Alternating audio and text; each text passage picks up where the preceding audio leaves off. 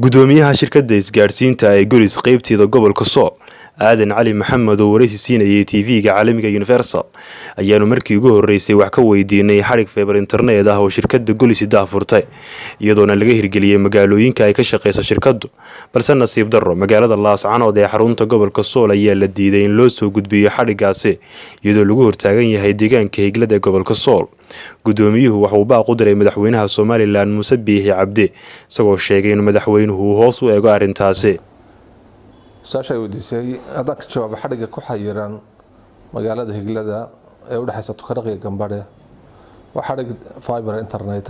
oo soo socda magaalada Laascaanood kaasoo ahaa in la keeno magaalada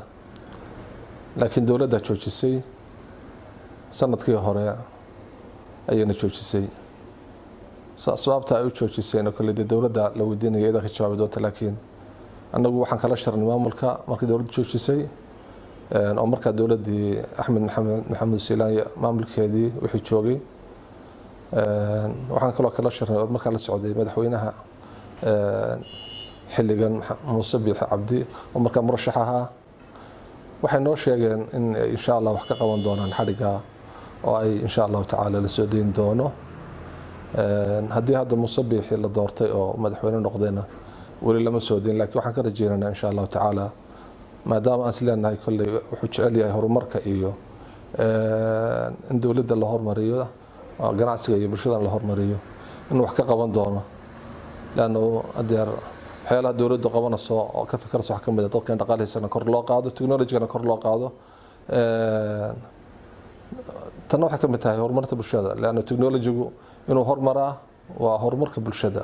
oo umada tanka technology wax badan ba ku xidhan technology-guna wadada soo maro internet-ka